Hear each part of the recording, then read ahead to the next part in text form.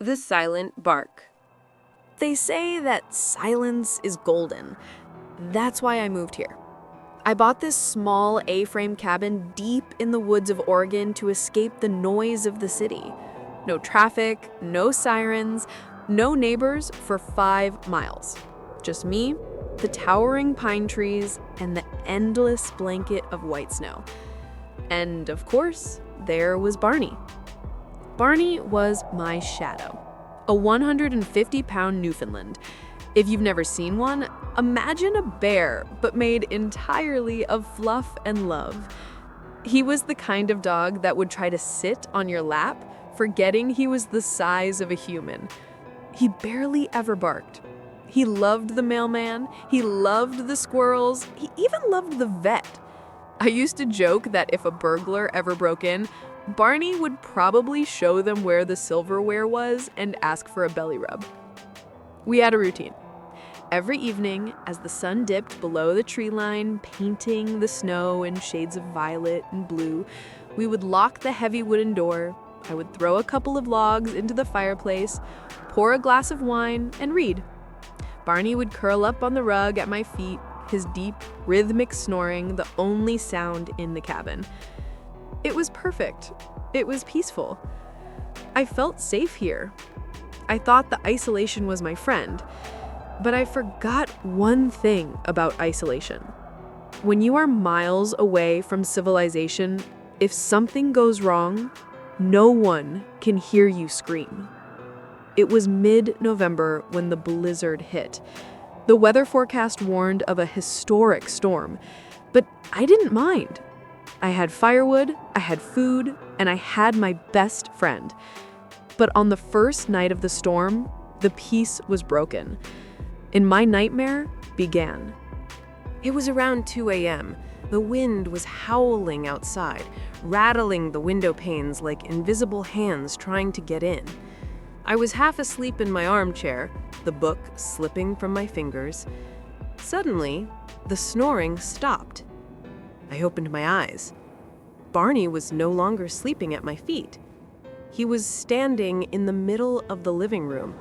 His massive black body was rigid.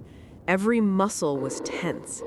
He was facing the back door, the door that led out to the dark, frozen porch. "Barney?" I whispered. "What is it, boy? Do you need to go out?"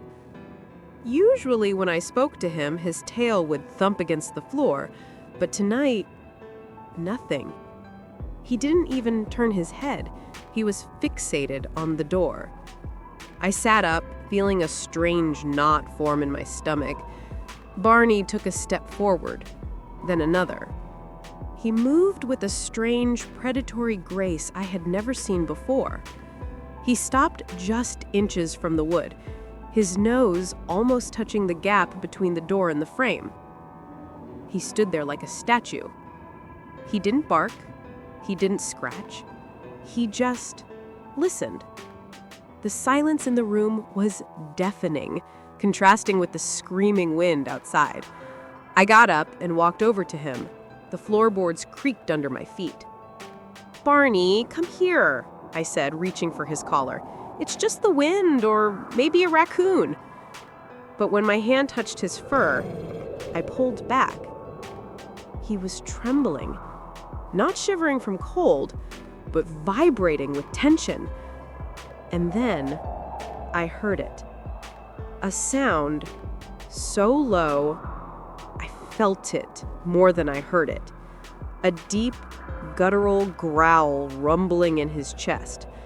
It wasn't the playful growl he made when we played tug-of-war. This was primal. It was a warning. I looked at the door. It was locked. I had checked it twice. I reached out and flipped a switch for the porch light. Click. Through the small window in the door, the yellow light flooded the deck. I peered out, my heart hammering against my ribs.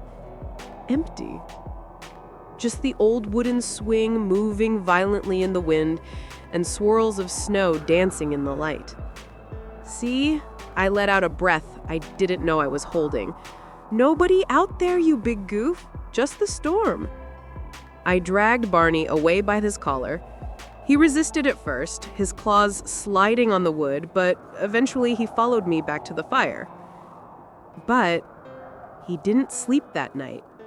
He lay with his head on his paws, his eyes wide open, watching the door. Jessica, looking tired, drinking coffee, looking nervous. Barney pacing around the house. Close-up of the door handle rattling. Maybe from wind, maybe not. The next morning, the snow was waist-deep. We were trapped. Barney seemed normal during the day, maybe a bit sluggish, but as soon as the sun began to set, his mood shifted. He became restless. He paced around the cabin, checking the windows, checking the perimeter. Night fell. The storm worsened. The power flickered and then died, plunging the cabin into darkness. I lit some candles, trying to keep the fear at bay. And then, like clockwork, it happened again. 2 a.m. Barney stood up and walked to the back door. Same spot, same rigid posture, same intense stare. This time, the growl was louder. It wasn't just a vibration anymore. It was a continuous, menacing sound that filled the small room. "Barney, stop it!" I snapped. My nerves were frayed. "There is nothing out there. You are scaring me." I was angry. Not at him, but at the situation. I felt vulnerable. I grabbed a flashlight and marched to the door. I wanted to open it, to scream into the night, to prove to my dog and to myself that we were alone. I reached for the deadbolt. Suddenly, Barney did something he had never done in his life. He lunged. He put his massive body between me and the door. He shoved me back with his shoulder, almost knocking me over. He looked at me, baring his teeth. His eyes were wild, dilated. He wasn't letting me near that door. I froze. Okay, Barney, I get it." I backed away slowly. We spent the rest of the night huddled in the corner of the living room. Me clutching a kitchen knife, shivering in the candlelight, and Barney standing guard, a silent black sentinel facing the darkness. He never blinked, he never sat down. He just waited. Day 3 brought the sun. The storm had passed. I fell asleep from exhaustion around dawn. I was woken up by a pounding sound. Boom, boom, boom. I jumped up, grabbing the knife. Barney barked, a real loud bark this time, and ran to the front door. I looked out the peephole. A uniform, a badge. I have never been so happy to see a police officer in my life. I threw the door open. A cold air hit my face.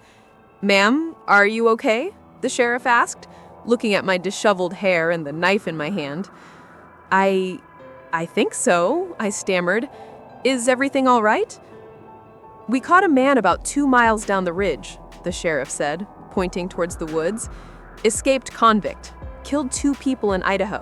Dangerous guy." My blood turned to ice. "He was hiding in these woods during the storm," the sheriff continued. "We found his tracks. He's been circling your cabin." The sheriff stepped aside and gestured to my back porch. "You might want to see this." I put my coat on and followed him to the back of the house. The snow on the porch was trampled, not just footprints, but knee prints. Someone had been kneeling there, right in front of the door.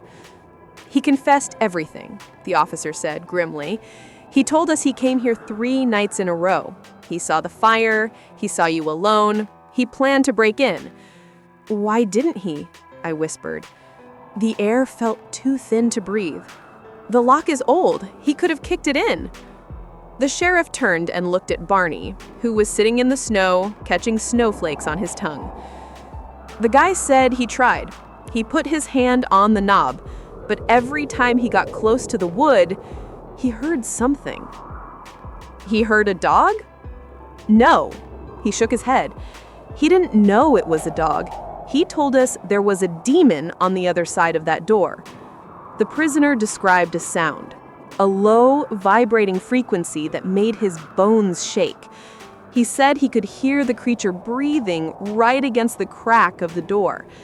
He said he stood there for hours, knife in hand, waiting for the sound to stop, but it never did. He told us, "I've killed men and I've killed bears, but whatever was behind that door, it wasn't natural. If I opened it, I knew I was dead." I looked at my demon. Barney sneezed and looked up at me with his big, brown, soulful eyes. I fell to my knees and buried my face in his fur. I cried until I couldn't breathe. I thought about all the times I yelled at him. I thought about how I almost opened that door. I thought about the man standing inches away from me, separated only by an inch of pine wood and the courage of my dog. Barney knew. He didn't bark because barking is a warning. Barking pushes things away. The silence was a promise of violence. He wasn't warning the intruder. He was telling him, "Come in, I dare you." We still live in the cabin. I got a better lock. I got a gun. But I know my real safety isn't metal or lead. It's the 150-pound ball of fluff sleeping by the fire. Sometimes late at night, I see his ear twitch. I see him lift his head. But then he sighs, rests his chin on his paws, and goes back to sleep. And that is the only reason I can sleep too. Trust your instincts, but more importantly, trust your dog. Because sometimes they can see the monsters that we refuse to believe in. Thanks for watching Strange and True. If you have a story about a pet saving a life, let us know in the comments. Don't forget to subscribe. Stay safe out there.